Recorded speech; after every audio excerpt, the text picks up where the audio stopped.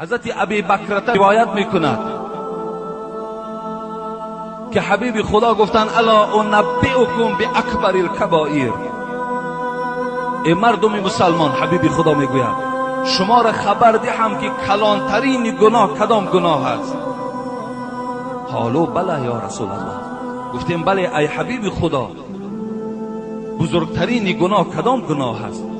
حبیب خدا چی گفتن؟ الاشراک بالله و عقوق الوالدین. و کان متکیا فجلس فقال الا و قول الزور فما زال یکرروها حتی قلنا لیته سکت. ابی بکرته میگوید گفتیم بله ای حبیب خدا، گناه بزرگ کدام گناه است؟ حبیب خدا گوید یکم شرکی به خدا آوردن، دویم کسانی که در پدر و مادرشان گناهکار میشوند، پدر و مادرشان احترام نمیکنند. الحمدلله که امروز چگونه ای که اولها شکایت ها از فرزندها داشتن، امروز خیلی پدر و مادرای هستند که ریزاگی از فرزندها دارند. و من همیشه به همه شما جوانای عزیز فقط پیشنهاد من همین است که پدر و مادراتون احترام کنید، به قدر پدر و مادراتون رسین، سخنهای وزبینه که بالای شما میگن تحمل کنید، برداشت کنید، انشاءالله خدا شما را اجر میدهد. هیچ وقت به سوی پدر و مادر زبان درازی نکن. اگر تو اخلاص ایمانت کامل باشد، پدر و مادر هرگاه خانه درآید تو پیش او خیزی، به خدا قسم انشاءالله آینده تو نیک است. احترامش کن، حرمتش کن. اگرچه وای تو عالم هم که باشی، وای بی سواد هم که باشد، وای در نزد خدا قدرش از تو بلندتر است. وای احترام کن. حبیب خدا گفتن یکم شرکی به خدا گناهی وزنین است، دویم حقوق پدر و مادر را پایمال کردن. لیکن ابی بکرته میگوید پیغمبر خدا وقتی این سخن میگفت تکیه زده بودند، از تکیه خیستن در جایشان نشستن و چی گفتن؟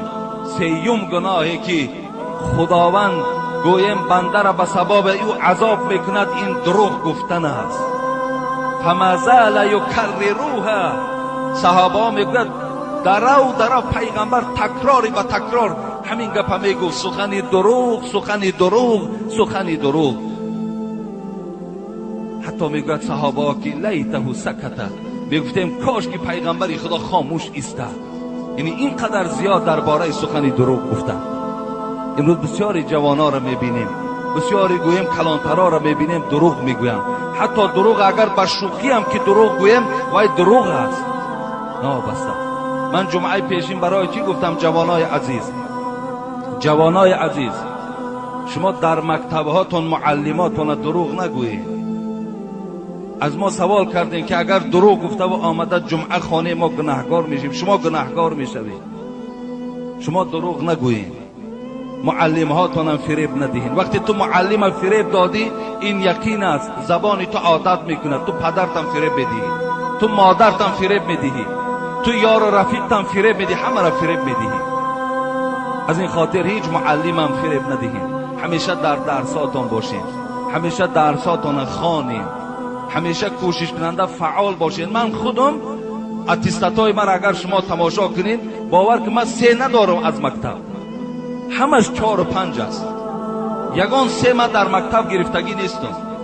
ما 3 میگرفتیم به خدا قسم غمگین میشدیم. امروز جوان حاضره را من از زبان روسی ها که یگان زبان دیگر میپرسم نمیداند پدر با روسی چی میشود. برای که وای چی است؟ وای بی پروا است. برای که وای معلم شب فریب میدهد. برای که وای گویم در درس ها فعال نیست. اما آینده ما چگونه میسازیم؟ چگونه میسازیم؟ این حس وطن دوستاری نیست. وقتی که متخصصای ما از دیگر وطن آیند وای وطن ما را آباد میکند، هیچ وقت. متخصصای ما باید از خود مردم ما باشد.